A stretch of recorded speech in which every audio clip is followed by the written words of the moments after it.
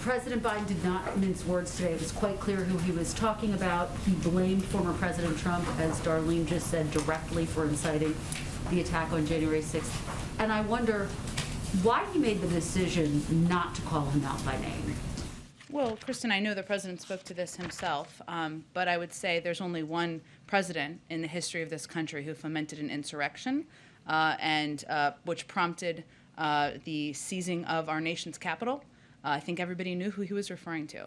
But as the president said today, this day and the work that we need to do moving forward is not about one person.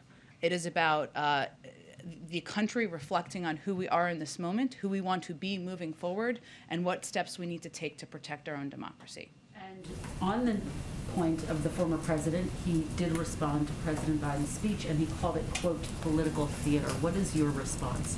Well, it looks like he saw the speech. I guess that's good news. Maybe he learned something about what it looks like to meet the moment in the country, to meet the moment where people are hurting. They're thinking of the pain, all of the people who worked in that Capitol, who were there a year ago, whether they were members of Congress, their staff, janitors, or journalists, and to speak to who we can be and call for people's higher powers to reach that. Maybe he learned something from that. I guess we'll see. About the big picture today, Jen, which is that most of the people who attended these ceremonies today were Democrats. There were some Republican lawmakers. You do have this pushback from the former president and from some of his supporters, and polls show that there are still a number of Republicans who believe that the election was stolen from the former president.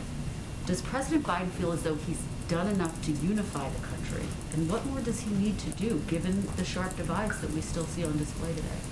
Well, I would say, Kristen, that I don't think calling this the events of today a partisan issue or suggesting that we have reached a partisan point is doing justice to the tens of millions of Republicans, independents, and others out there who don't feel that way. We're talking about some Republicans in Congress, not all, many, far too many, who, in our view, in the president's view, need to take a look at themselves and think about what role they want to play in the history books. When their children and grandchildren look at the history books, do they want to be perpetuating the big lie?